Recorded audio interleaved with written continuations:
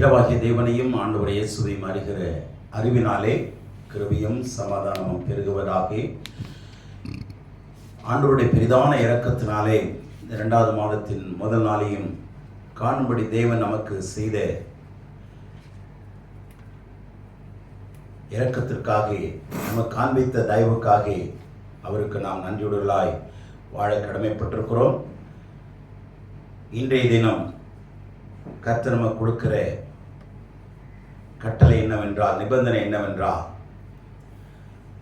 அல்லது அவர் பேசுகிற வார்த்தை என்னவென்றால், யோவான் சுவிசேஷம் 21ஆம் அதிகாரத்திலே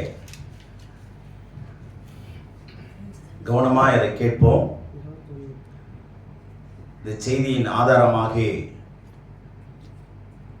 அங்கே ஆண்டவர் என்ன செய்கிறார் என்பதை நாம் கவனித்து அதனுடைய தலைப்பாக நான் கொடுக்கிறேன். Jesus is able to turn your failure into success. Jesus is able to turn your failure to success, into success. உங்களுடைய தோல்வியிலிருந்து வெற்றியை கொடுக்க அவரால் மாத்திர முடியும். அவர் வல்லவராயிருக்கிறார். உங்கள் தோல்வியை ஜெயமாக மாற்ற அவர் வல்லவராயிருக்கிறார். அதற்கான நிபந்தனை என்ன என்பதை நாம் கவனிக்க வேண்டும். இந்த நாளிலிருந்து நான் உங்களுக்கு ஒரு விஷயத்தை மாற்றி சொல்றேன். மாதத்திற்கான வாக்குத்தத்தம் அல்ல, மாதத்திற்கான நிபந்தனைகள், கட்டளை. அது சரியா இருக்கும் என்று நான் விசுவாசிக்கிறேன். மாதத்திற்கான நிபந்தனைகள், கட்டளைகள், அப்படிதான் நீங்க எடுத்துக்கொள்ளணும். ஏன்னா இதுல நீங்க ஆழமா கவனிச்சு படிச்சீங்கன்னா, எத்தனை தடவை படித்தாலும் இதுல ஒரு வித்தியாசமான விஷயங்கள் மறைஞ்சிருக்கு. ஆகவே இங்கே என்ன சம்பவம் நடக்குதுன்னா, ஆண்டவர் இயேசு உயிர்த்தெழுதலுக்கும் பரமேறுதலுக்கு நடுவாக அவர் பல இடங்களிலே பல பேருக்கு ஏறத்தாழ 12 முறை அவர் தன்னை உயிர் உள்ளவராக காண்பித்துக் கொண்டே வந்தார். 40 நாள் அளவும் 12 முறை தன்னை உயிர் உள்ளவராக பல இடங்களிலே, பல சூழ்நிலைகளிலே, பல பேருக்கு தன்னை உயிர் உள்ளவராக, உயிர்த்தெழுந்தவராக அவர் காண்பித்து நிரூபித்துக் கொண்டே வந்தார். அதுல ஒரு சம்பவம் தான் 21ஆம் அதிகாரத்திலே கொடுக்கப்பட்டிருக்கிற ஒரு சம்பவம். இந்த பரிசுத்த யோவான் 20ஆம் அதிகாரத்தோட முடிச்சிருக்கலாம். ஏன்னா அது இயேசு கிறிஸ்துவின் உயிர்த்தெழுதலோட முடியுது. ஆனா அந்த 21ஆம் அதிகாரத்தை ஏன் சேர்த்தார் என்று பார்க்கும் பொழுது அதிலேயும் வித்தியாசமான ஒரு விஷயங்கள் இருக்கிறது. அவருடைய உடன் ஊழியக்காரனாக இருந்த பரிசுத்த பேதுருவை அவரால் சொல்லாம இருக்க முடியல. பேதுருவை குறித்து சொல்வதற்காக தான் இந்த அதிகாரத்தை அவர் 20ஆம் அதிகாரத்தோடு ஒரு அதிகாரத்தை கூட்டி எழுதியிருக்கிறார் என்று பார்க்க முடிகிறது. பரிசுத்த பேதுருக்காகவே இது எழுதப்பட்ட புத்தகம் இந்த அதிகாரம். ஆகவே நன்றாக கவனித்துக் கொள்ளுங்கள். இப்பொழுது 1ஆம் அதிகாரம், இந்த 21ஆம் அதிகாரம் 15ஆம் வசனத்தை வாசிங்களேன். அவர்கள் போஜனம் பண்ணின பின்பு இயேசு சீமோன் பேதுருவை நோக்கி, யோனாவின் குமாரனாகிய சீமோனே, இவர்களிலும் அதிகமாய் நீ என்னிடத்தில் அன்பாய் இருக்கிறாயா என்றார். அதற்கு அவன், ஆம் ஆண்டவரே, உம்மை நேசிக்கிறேன் என்பதை நீர் அறிவீர் என்றான். அவர், என் ஆட்டுக்குட்டிகளை மேய்ப்பாயாக என்றார். இதுல என்ன கட்டளை, என்ன நிபந்தனை இந்த வசனத்துல?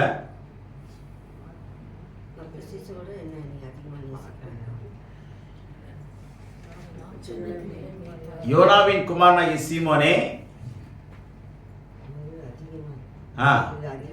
இவைகளிலும் இவர்களிலும் இல்லை. நல்லா கவனிங்க. நான் மாற்றி சொல்கிறேன், மாற்றி இல்லை, இருக்கிற ஒரிஜினலில் சொல்கிறேன். தவறுதலாக பிரிண்ட் ஆகிருக்கு. அதில் கருத்தும் நிறையா மாறி இருக்கு. இவைகளிலும் நீ என்னை அதிகமாக நேசிக்கிறாயா? எவைகளிலும், அதுதான் முக்கியமான விஷயம். அதுதான் நம்மளோடு கூட பகிர்ந்து கொள்ள விரும்புகிறேன். இவர்களிலும் இல்லை, இவைகளிலும், more than this. இப்போ இவங்க எல்லாரும் திபேரியா கடல்ல, அதாவது கலிலேயாவில் இருக்கிற கடலில் மீன்பிடிக்க திரும்பி போறாங்க. பேதுரு தான் முதல்ல கூப்பிடுறாரு. அவர் கூட எத்தனை சீஷர்கள் போனாங்க? 6 சீஷர்கள் போனாங்க. 2ஆவது வசனத்தை பார்த்தீங்கன்னா நீங்கள் படித்து தெரிஞ்சுக்கலாம். 6 பேர் போகிறாங்க, மொத்தம் 7 பேர். இவரோட சேர்த்து 6 பேரை கூட்டிகிட்டு கிளம்பிட்டார்.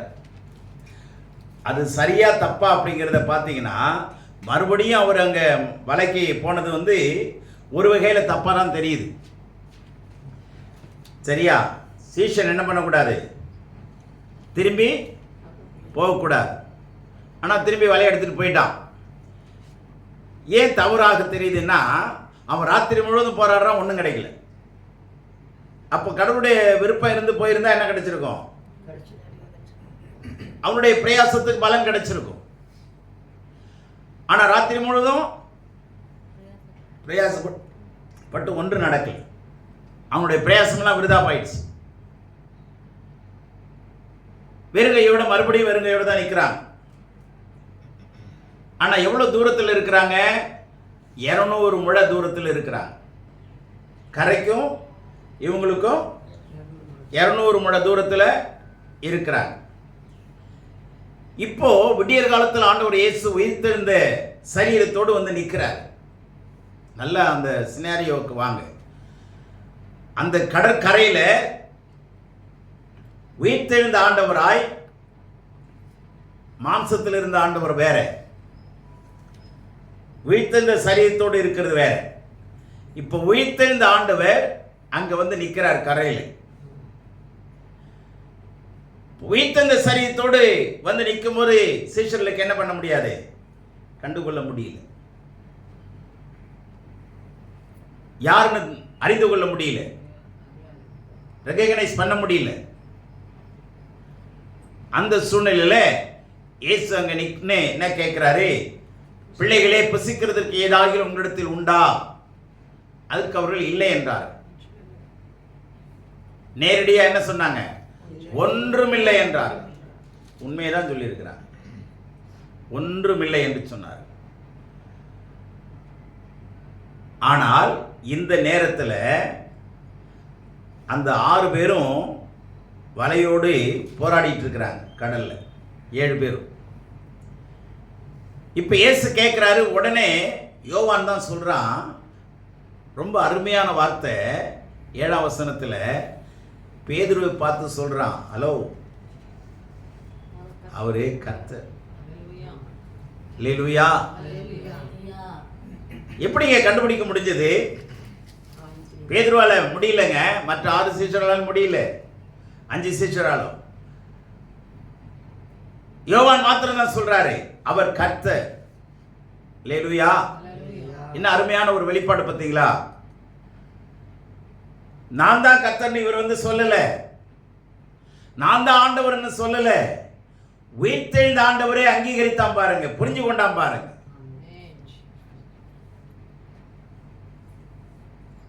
ஆனா அவங்க இயேசு அந்த நேரத்தில் வருவார்னு கொஞ்சம் கூட என்ன பண்ணதில்லை, நினைச்சு கூட பார்த்ததில்லை, எதிர்பார்த்ததும் இல்லை. இப்படி ஆண்டவர் நம்ம வீட்டில் நின்னார்னா எப்படி இருந்திருக்கும்? யோசிங்க. நம்ம அப்போ எப்பொழுதுமே ஆயத்தமா இருக்க வேண்டும். எப்பொழுதுமே ரொம்ப ஆயத்தமா இருக்க வேண்டியது அவசியமா இருக்கு. என்ன நேரத்துக்கு எப்போ ஆண்டவர் பேசுவார்னு தெரியாது. இதெல்லாம் சீஷனில் கற்றுக் கொடுக்குறாரு. சீஷனை நான் சொல்லிட்டுலாம் வருவேன் நினைக்காத. Be alert always, be careful always. இல்லையா? அப்படிதானே அர்த்தம். ஆனால் உஷாரா யார் அறிந்து கொண்டது? யோவான் மாத்திரம்தான். சரி, இப்போ இன்னும் நடக்குது பாருங்க விஷயங்கள்லாம். இப்போ என்ன நடக்குதுன்னா, இவங்க என்ன நினைச்சிட்டு இருக்கிறாங்க? இப்ப நாம கூட நினைக்கலாம், நான் உண்மையாக தான் ஆண்டவரை நான் பின்பற்றுகிறேன், உண்மையான தேவனுக்கு நான் ஊழியம் செய்கிறேன், உண்மையாக தான் நான் ஆண்டவரை ஆராதிக்கிறேன், என்னால் முடிஞ்ச வரைக்கும் உண்மையாக தான் நான் ஆண்டவரை சேவிக்கிறேன். நீங்க அப்படி விசுவாசிக்கலாம், சொல்லலாம். ஆனா பிரயாசத்துல ஏன் பலன் இல்லை? ஏன் ஊழியத்தில் வளர்ச்சி இல்லை? அல்லது விசுவாச உங்களுடைய வாழ்க்கையில ஏன் வளரல? ரட்சிக்கப்பட்டவர்கள் ஞானஸ்நானம் எடுக்கிறோம், ஞானஸ்நானம் எடுத்தவர்கள் மறுபிறப்படையணும், மறுபிறப்படைஞ்சவங்க அபிஷேகம் பெறணும், அபிஷேகம் பெற்றவர்கள் ஆண்டவருடைய வல்லமையினால் நிரப்பப்படணும், ஆண்டவருடைய வல்லமையினால் நிரப்பப்பட்டவர்கள் ஆண்டவருடைய வரங்களினால் நிரப்பப்படணும், ஆண்டவருடைய வல்லமையினாலும் வரங்களினால் நிரப்பப்பட்டவர்கள் ஆண்டவருடைய ஊழியத்தை செய்யணும். இப்படி ஏன் படிப்படியா வளர முடியல? காரணம் என்ன? நிறைய பேர் என்ன நினைக்கிறாங்க, நான் ஆண்டவருடைய வார்த்தையை தானே படிச்சுட்டு இருக்கேன், பைபிள் தானே படிக்கிறேன், அடிக்கடி படிக்கிறேனே, முன்னாடியை விட அதிகமாக படிக்கிறேனே, ஆண்டவரை தான் நான் ஆராதிக்கிறேன், உண்மையா அவரை மாத்திரம் தான் நான் ஆராதிக்கிறேன், வேற யாரையும் நான் சேவிக்கிறது இல்லையே, அப்பயே என்னுடைய நான் வளர்ந்துட்டு தானே இருக்கிறேன் நினைக்கலாம். ஆனா பிரயாசம் என்ன ஆகுது? விருதமாக போகுது. ராத்திரி முழுது பிரயாசப்பட்டு கையில ஒன்றுமே இல்லை, எந்த ஒரு ஊழியமும் நடக்க மாட்டேங்குது, எந்த ஒரு மக்களும் ஒரு மாதத்தில் ரட்சிக்கப்பட மாட்டேன்றாங்க, போராட வேண்டியதா இருக்கு. ஒரு மாதத்துக்கு சம்பளமே இல்லாம நம்ம வேலை செஞ்சோம்னா வேலை செய்வோமா? சம்பளமே இல்லைங்க உங்களுக்கு, ஆனா வேலை செய்யணும் செய்வோமா? செய்ய மாட்டோம். சம்பளம் இல்லாம வேலை செய்ய மாட்டோம். ஆனா ஒரு மாதத்துல ஒருத்தர் கூட ரட்சிக்காம நம்ம ஒரு மாதம் முழுவதும் சாப்பிட்றோமே. ஒரு ஆளை ஆண்டவருக்குள்ள அறிமுகப்படுத்தாம 3 வேளையும் சாப்பிட்டுட்டு இல்ல முழுசா தூங்குறோம். ஆனா ஆண்டவரை ஆராதிக்கிறோம் நினைக்கிறோமே, நான் ஆண்டவருடைய பிள்ளைதானு சொல்லிக்கிறோமே, பிரயாசம் இருக்கா? அதனுடைய பலன் இருக்கா? பிரயாசம் இருக்கு. ஆனா பேதுரு பொறுத்த அளவில் சொல்றேன், பிரயாசம் இருக்கு, ஆனா என்ன இல்லை? பலன் இல்லை. மாதம் முழுவதும் ஆண்டவர் நமக்கு ஜீவனை கொடுக்கிறாரு, பலனை கொடுக்கிறாரு, பலனா இருக்கிறாரு, அரணா இருக்கிறாரு, கோட்டையா இருக்கிறார், துர்கமா இருக்கிறார், எல்லாமா இருக்கிறார் தான். ஆனா ஒரு மாதம் முழுவதும் நம்ம பிரயாசப்படுகிறோமா? அல்லது பிரயாசப்பட்டு அந்த பிரயாசத்துக்கு பலன் இருக்குதா? அப்படின்னா ஆண்டவர் அப்போ உங்களை தேடி வராரு. ஒருவேளை பேதுரு தவறா தன்னுடைய டிசிஷன் எடுத்து, தன்னுடைய தீர்மானத்தை எடுத்துட்டு வலையை எடுத்துட்டு திரும்பி வந்தாலும் அங்கேயும் ஆண்டவர் அவனை உற்சாகப்படுத்தும்படி வருகிறார், அவனுடைய தோல்விகரமான நேரத்தை வெற்றியாய் மாற்றும்படி வருகிறார். அல்லேலூயா. இப்போ ஆண்டவர் இந்த மாதத்திலே சொல்றாரு, உன்னுடைய தோல்வியை நான் ஜெயமாக்க முடியும். நீ பிரயாசப்படுற, நீ முன்னவரியே பின்னவரியே ஏதோ வர, கொஞ்சமாவது பிரயாசம் எடுக்கிற, ஆனா நோ கெயின்.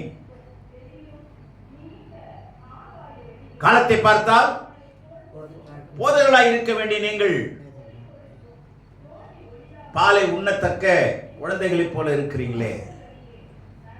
15 வருஷம் 20 வருஷம் நம்ம விசுவாசியா இருக்கிறோம், ஆண்டவருக்குள்ள இருக்கிறது உண்மை, உண்மையா ஆண்டவரை பற்றி கொண்டிருக்கிறோம், வேற எந்த தெய்வத்தையும் நம்ம நாடுறது இல்லை. ஆனா ஏன் நம்ம ஊழியத்தில் வளர்ச்சி இல்லை?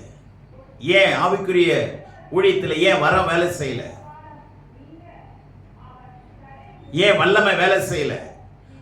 சீஷர்களுக்கு ஆண்டவர் அதிகாரங்களை கொடுத்தார், ஆளுகைகளை கொடுத்தார், வல்லமைகளை கொடுத்தார், வரங்களை கொடுத்தாரா இல்லையா? அவர்களை கற்றுக் கொடுத்தார், அவங்களுக்கு அதிகாரத்தை கொடுத்தார், ஆளுகையை கொடுத்தார், ஆண்டு கொள்ளுங்கள் சொன்னாரு. அவர்களிடத்துல வரங்கள் வேலை செய்ததா இல்லையா? வரங்கள் வேலை செஞ்சிச்சு. உரம் மாதிரி இருந்தாங்க, வரம் பெற்றவர்கள் உரம் படைத்தவர்களாக இருந்தார். விசுவாசத்திலே வைரம் பாய்ந்த கட்டையை போல அவர்கள் ஊழியம் செய்தார்கள்.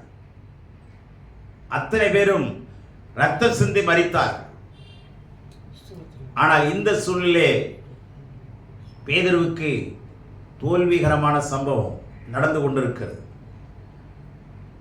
அவன் உண்மையிலேயே கடவுளை வெறுக்கல, ஏதோ சில நேரங்களில் தளர்ந்து போய் பின்மாற்றமா போறான்.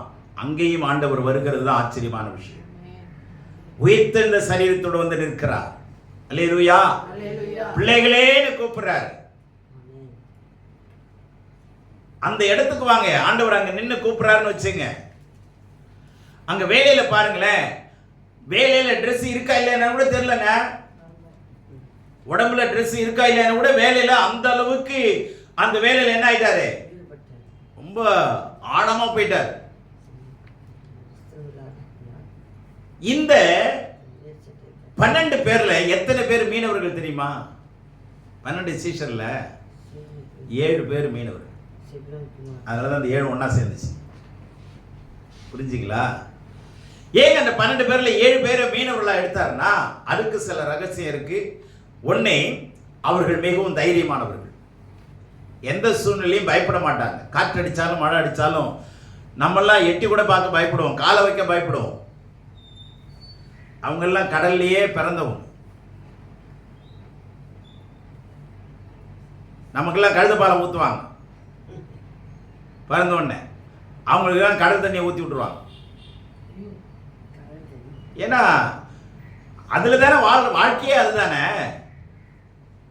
அந்த பிள்ளைங்களுக்கு பயம் இருக்காதுங்க. எவ்வளவு அலைகளை எல்லாம் தெரியும்.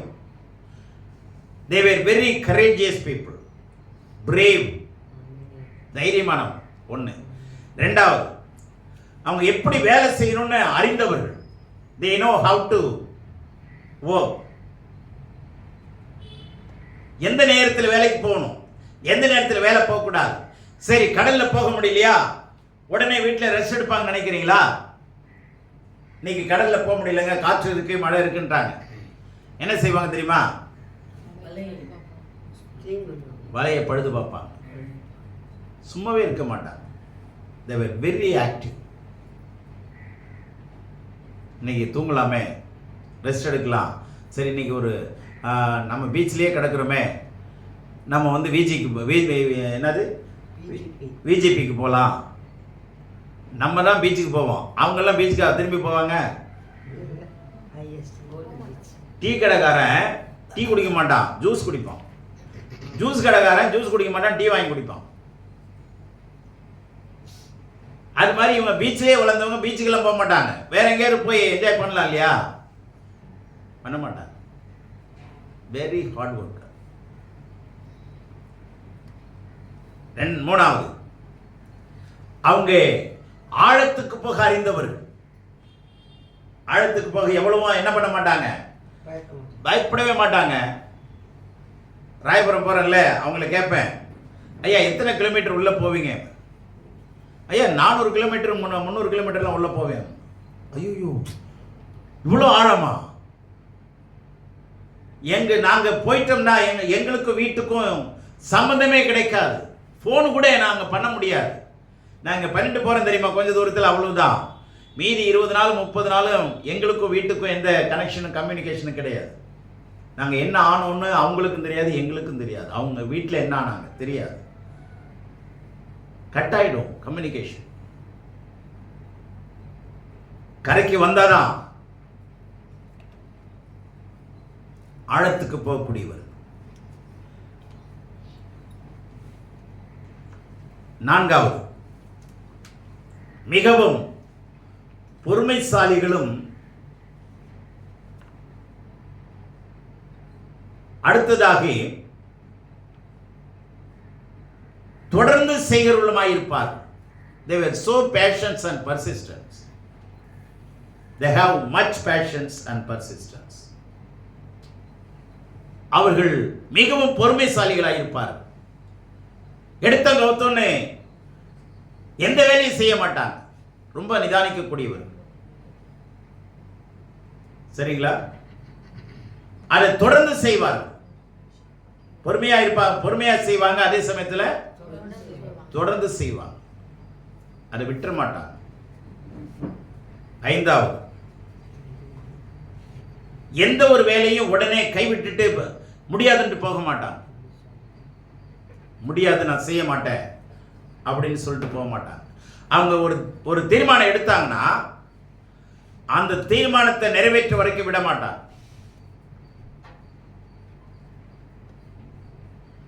6வது, அவங்க கிட்ட இன்னொரு நல்ல குணம் என்ன தெரியுங்களா? குரூப்பாக தான் போவாங்க. 5 பேர் 7 பேர் 4 பேர் 3 பேர் தான் போவாங்க. அப்போ they know how to cooperate with each other, one another. ஒருவரோடு ஒருவர் சேர்ந்து எப்படி வேலை செய்யணுங்கிறது அறிந்தவர்கள். ஒருவரோடு ஒருவர் சேர்ந்து ஒரே மனதோடு ஒரே நோக்கத்தோடு சேர்ந்து வேலை செய்ய கற்றுக்கொண்டவர்கள். 6 பேர் வேலை செஞ்சாங்கன்னா 6 பேர் உண்மையா பலத்தை யூட்டிலைஸ் பண்ணுவாங்க, உண்மையா செய்வாங்க. வலையை இழுக்கிறாங்கன்னா 6 பேரும் உண்மையா இழுப்பாங்க. அதுல யாருமே என்ன பண்ண மாட்டாங்க, ஏமாத்த மாட்டாங்க. நம்பால் ஏமாத்துவான். அப்பதான் அந்த பாத்ரூம் போயிட்டு வரேம்மா, அப்பதான் அவனுக்கு டீ குடிக்கிற மாதிரி இருக்கும், அப்பதான் அவனுக்கு ஃபோன் வர மாதிரி இருக்கும். இந்த வரேன்ட்டு போவான், முடிச்சு அது இழுத்து முடிச்சோன்னு வந்து நிற்பான். இந்த வேலையில் நம்பால் செய்வான், அவன் செய்யவே மாட்டான். மன உறுதியுடையவர், ஒற்றுமையாக உழைக்கக்கூடியவர். 7வதாக அவர்களுடைய கருவிகளையும் அந்த படகையும் சரியா இயக்க கற்றுக்கொண்டவர், பயன்படுத்த கற்றுக்கொண்டவர். They were skilled in using the equipment and their boats. அவருடைய கருவிகளையும் படகையும் சரியாக இயக்க கற்றுக்கொண்டவர். இப்படி நிறைய காரியங்கள் இருக்குங்க. இதனால தாங்க ஆண்டவர் அவர்களை 12ல் 7 பேரை தெரிந்து கொண்டார். இந்த சுபாவம் நமக்கு இருக்கா? ஆழத்துல போகிறோமா? ஒரு ஊழியக்காரர் சொல்றாரு, ஆழத்துக்கெல்லாம் போயிடாதையா, பைபிள்ல அங்க இருள் இருக்குது. எவ்வளவு வெளிப்பாடு பார்த்தீங்களா அந்த ஆளுக்கு, இந்த மனுஷனுக்கு. ஆழமாலாம் ரொம்ப ஆழமாலாம் போவாரு, அங்க என்ன இருக்கு. ஆனா இந்த மனுஷன் என்ன சொல்லி இருக்கணும், இருள் மேலே பரிசுத்தம் அசைவாடுகிறவர். இருள் மேல என்ன யார் இருக்கா? பரிசுத்தாவியான. ஆழத்தின் மேல இருள் இருந்தது, அங்க யார் அசைவாடுனது? அவங்களுக்கு தெரியாதுங்க, கண் திறக்கப்பட்டவர்களுக்கு தான் தெரியும். ரொம்பலாம் வேதம் படிக்காதீங்க, ரொம்ப ஆழமா போயிடாதீங்க. இதெல்லாம் சொல்றது யாரு? வேலிக்கு ஓனா சாட்சி. அதனால நல்லா கவனிங்க, நம்முடைய ஆண்டவர் எல்லாவற்றுக்கும் எல்லா ஞானமும் உடையவர். ஆமென், அல்லேலூயா. இதனாலதான் அவர் தெரிந்து கொண்டார். இந்த சுபாவங்கள் நமக்கு இருக்கா? வாக்குத்தத்தத்தை சார்ந்து வாழ்ந்து கொண்டிருக்கிறோமே, இப்ப ஏன் இவங்க தோல்வி அடைஞ்சாங்க தெரியுமா? இவ்வளவு ஸ்கில் இருக்குங்க, இவ்வளவு நல்ல சுபாவங்கள் இருக்கு. இப்ப 7 சுபாவம் சொன்னா, அப்படி இருந்து ஏன் தோத்து போறாங்க?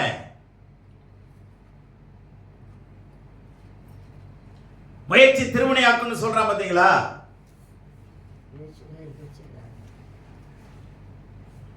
நம்பிக்கைதான் அப்படின்னு சொல்றாங்களா?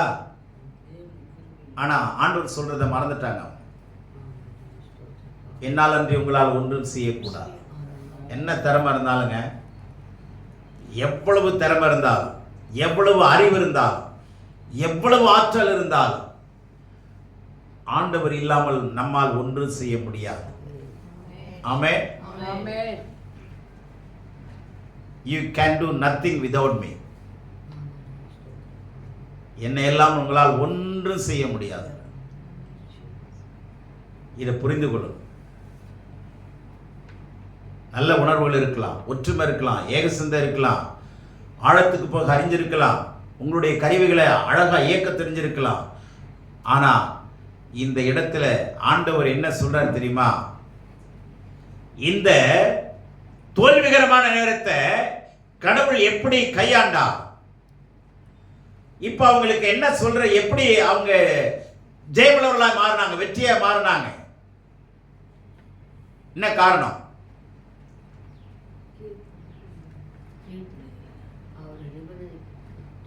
நல்ல கவனிங்க, 6ஆம் வசனம் பாருங்க. அப்பொழுது அவர், நீங்கள் படவுக்கு வலதுபுறமாக வலையை போடுங்கள், அப்பொழுது உங்களுக்கு அகப்படும் என்றார். அப்படியே அவர்கள் போட்டு திரளான மீன்கள் அகப்பட்டதினால் அதை இழுக்க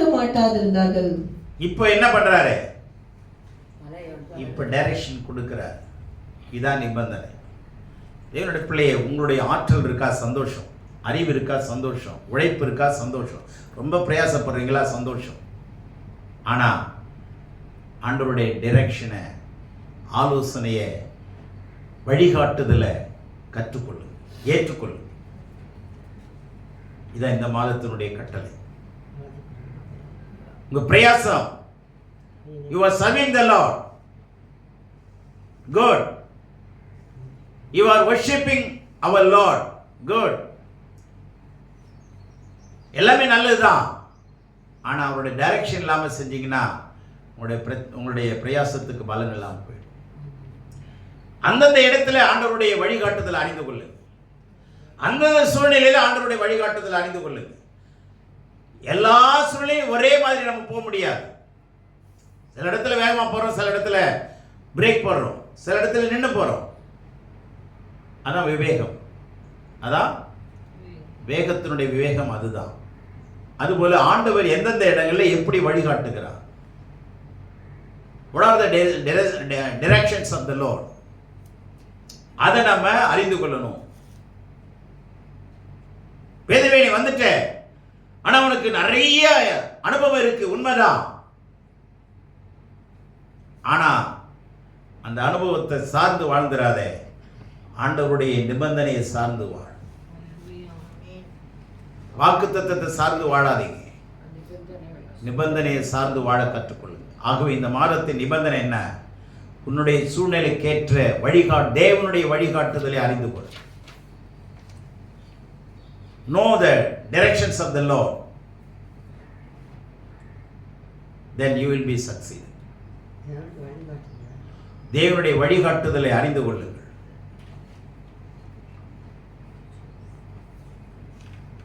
எந்த இடத்துல தடுமாற்றம் வருதோ அந்த இடத்துல நின்னுங்க. வெறும் வலை கையில இருக்கா, கொலை நடுங்க வேணாம். வலை கையில இருக்குதா, வெறும் வலையா இருக்கா, உன் கொலை நடுங்க. பேசாம கடவுளை நோக்கிப்பா, அமர்ந்து கர்த்தரிடத்துல கேளுங்க. நான் என்ன செய்ய வேண்டும் ஆண்டவரே, நான் என்ன செய்யணும், எப்படி செய்யணும்? உடனே ஆண்டவர் டைரக்ஷன் தருவார். நீங்க எதிர்பார்த்தீங்கன்னா என்ன ஃபெயிலியரான ஒரு விஷயம் நடக்குதுன்னா, they are serving without directions from the Lord. தேவனிடத்திலிருந்து வழிகாட்டுதலை அவங்க பெற்றுக்கொள்ளாம சேவிக்கிறாங்க, வேலை செய்யறாங்க. அப்படி இருந்தா என்ன செய்ய முடியாது? you cannot expect blessings from the Lord. தேவனிடத்திலிருந்து உங்களால ஆசீர்வாதத்தை என்ன பண்ண முடியாது? பெற முடியாது. நீங்க வர்றீங்க, போறீங்க, எல்லாமே செய்றீங்க, ஆனா ஆவிக்குரிய வளர்ச்சியில் ஏன் தொடர்ந்தேர்ச்சியான வளர்ச்சி இல்லை? அதை கண்டுபிடிங்க. ஆண்டவருடைய வழிகாட்டுதல் நமக்கு ரொம்ப அவசியம்.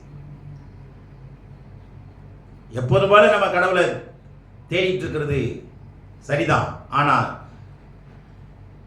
என்ன சொல்லுகிறார் அதன்படி, அவர் என்ன சொல்லுகிறாரோ அதன்படி செய்யுங்கள். சொன்னாரா? சொன்னாங்களா மரியாள்? அவர் என்ன சொல்லுகிறாரோ அதன்படி செய்யுங்கள். அவர் என்ன செய்கிறாரோ அதை காப்பி அடியுங்கள்னு சொல்லல. அவர் என்ன சொல்லுகிறாரோ அதன்படி செய்யுங்கள். அப்ப வழிகாட்டுதல் அவசியம், வழிநடத்தப்படுதல் அவசியம். அதனால ரோமர் 14:8-14 சொல்லுது, எவர்கள் தேவனுடைய ஆவியினால் நடத்தப்படுகிறார்களோ அவர்கள் தேவனுடைய புத்திரராய் இருக்கிறார்கள். எவர்கள் தேவனுடைய ஆவியானவரால் நடத்தப்படுகிறார்களோ, as many as led by the Spirit of God, they are the children of God. அப்ப ஆவியானவர் நடத்தப்பட கற்றுக்கொள்ளப்பட வேண்டும். எதிர்பாருங்க, ஆண்டவரே நான் போறேன், நீங்க என்னை கைட் பண்ணுங்க ஆண்டவரே, நீங்க எனக்கு வழிகாட்டுதலை காட்டுங்க ஆண்டவரே. என்னுடைய தீர்மானத்தினுடைய எந்த வேலையை நான் செய்யக்கூடாது, என்னுடைய தீர்மானத்தினுடைய எந்த வாழ்க்கையை நான் வாழ்ந்துடக்கூடாது ஆண்டவரே. இது தீர்மானமாயிடுங்க. அந்த தீர்மானத்துக்கு ஆண்டவர் நிச்சயமாய் வெகுமானம் கொண்டு கண்டிப்பாய் கொடுப்பார். ஆமென், அல்லேலூயா. இப்போ எத்தனை மீனை பிடிச்சாங்க? 153 பெரிய மீனை பிடிச்சிட்டாங்க. ஓகேவா? 153 பெரிய மீன். சரி, இப்போ பிடிச்ச உடனே ஆண்டவர் 15ஆம் வசனத்தில் கேள்வி கேட்கிறார். பேதுருவே, வெறும் கையில் வலைய வச்சிட்டு இருந்த, இப்போ 153 பெரிய மீன், அது சின்ன மீன் இல்லை, பெரிய பெரிய மீன். இப்போ இவனுக்கு வேல்யூ தெரியுமா இல்லையா? 153 மீனுடைய அப்ராக்சிமேட் வேல்யூ தெரியுமா? ஒரு மீனுக்கு 1000 ரூபான்னு வச்சுங்க. எத்தனை? 153 × 1000, 1,53,000. சரியா? 1,53,000. இதை கிடைச்சவனே எப்படி இருக்கும் நமக்கு? கவனிங்க, 1,53,000 ரூபாய் கையில் இருக்குங்கிறது அப்ராக்சிமேட்டாக இருக்குதுன்னு தெரிஞ்சிச்சு. இப்போ ஆண்டவர் கேட்குறாரு, எதுவே வாயாங்க வந்துட்டு 15ஆம் வசனத்தில் என்ன அழகான ஒரு வார்த்தை கேட்குறாரு பாரு. அவங்க மீனெல்லாம் சுட்டுக்கிட்டு சாப்பிட்றாங்க. இப்போ இயேசு சாப்பிட்டாரா இல்லையா? வீழ்த்து இந்த சரீரத்தில் சாப்பிட முடியுமா முடியாதா? இதுக்கு ஆதாரம் இருக்கா? எங்க இருக்கு? இதே வசனத்தை காட்டுவீங்க. ஆதாரம் இருக்கானா? இதே வசனத்தை அதான் சாப்பிட்டுருக்கிறாரு இல்லையா? தேவதூர்கள் வந்து சாப்பிட்டாங்களா? சாப்பிட்டாங்கல்ல. தேவதூர்கள் வந்து சாப்பிட்டாங்கல்ல. ஆபிரகாம் வீட்டில் சாப்பிட்டாங்கல்ல. அதனால சாப்பிட முடியுது. ஆனால் உயிர்த்தெழுந்த சரீரம். இப்போ போஜனம் பண்ண பின்பு கேட்குறாரு, வயிறு நிரப்பி. இப்போ ஆண்டவர் வந்து கேள்வி பசியோட கேட்கலங்க, வயிற்றை நிரப்பிட்டு கேட்குறாரு. Hello, satisfy idea? ரைட், சந்தோஷம். எப்படி இருக்க? நல்லா இருக்கியா? ஓகே. இப்போ நான் என்ன கேட்குறேன்னா, யோனாவின் மகனாகிய சீமோனே, இவைகளிலும் எவைகளிலும் நல்ல கவனிங்க, do you love me more than you love these boats, nets and fishes?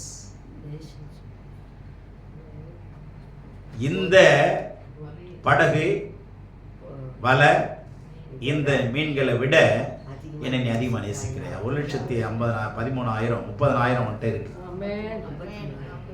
Sorry, 1,53,000 உங்ககிட்ட இருக்கு.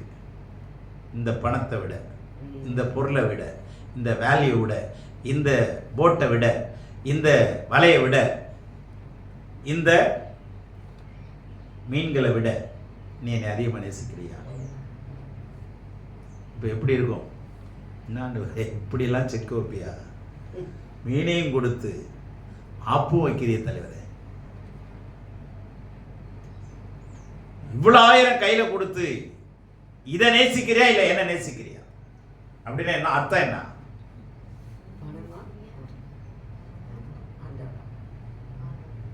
பொருளா என்னுடைய அருளா? எதை நேசிக்க போற? எப்படி இருக்கும்? நம்ம அப்படி சொல்லுமா? ஆமா, அருள்னு டக்குன்னு நம்ம வாயில ஈஸியா நம்ம வாயில சொல்லிடுவோங்க. 1,53,000 கையில கொடுத்துட்டு இதை நேசிக்கிறியா, நீ ஊழியத்துக்கு வரியான்னு கேளுங்களேன். இதை இன்னைக்கு நான் பேங்க்ல போட்டுட்டு நாளைக்கு ஊழியத்துக்கு வரேன்.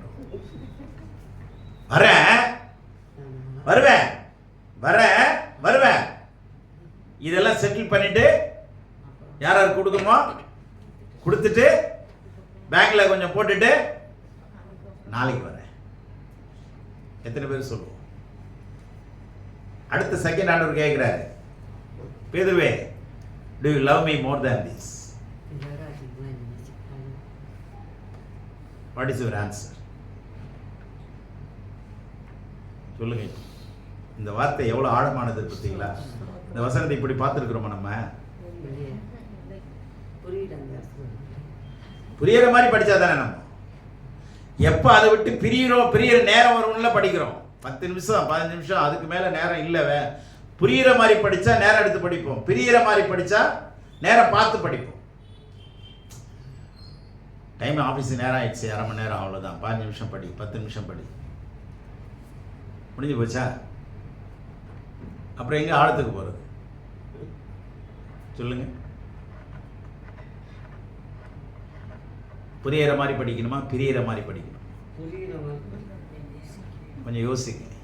இந்த இடம் ரொம்ப சென்சிட்டிவான இடமா இல்லையா? என்ன ஆண்டவரே, இவ்வளோ பெரிய மீன். ஒரு மீன் 1000 ரூபானாலும் 1,53,000, 1,50,000 ரூபா. என்னங்க இது? கொஞ்ச நேரத்தில் நீங்கள் அப்படி யோசிக்கிறீங்களே. ஆண்டவர் அந்த நேரத்தில் வந்து ரைட்டில் போடுன்னு சொன்னதுனால தானே போட்டேன். இல்லைன்னா நீ எப்படி போவ? அதோடு வெறுங்கையோட போயிருப்பில்ல. அதை நினச்சி பாரு. அப்போ கடவுளை நேசிக்கிறவங்க உலகத்தை நேசிக்க கூடாது, பொருளை நேசிக்காது, பணத்தை நேசிக்காது. கடவுள் அவங்கள தான் பயன்படுத்துவான். ஆமென். ஆண்டவருடைய தெளிவான கேள்வி, do you love me more than this? உனக்கு நான் தான் கொடுத்தேன், என் கட்டளைப்படி செய்ததுனால தான் உனக்கு கிடைச்சது. இப்போ உனக்கு எது வேணும்?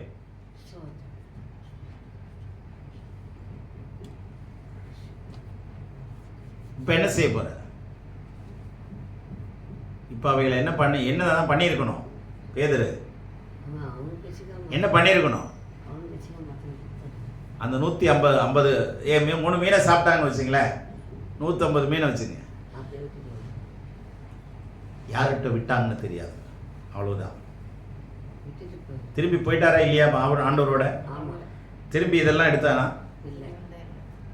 அது என்ன ஆனதுன்னு அடுத்தது தெரியாது நமக்கு.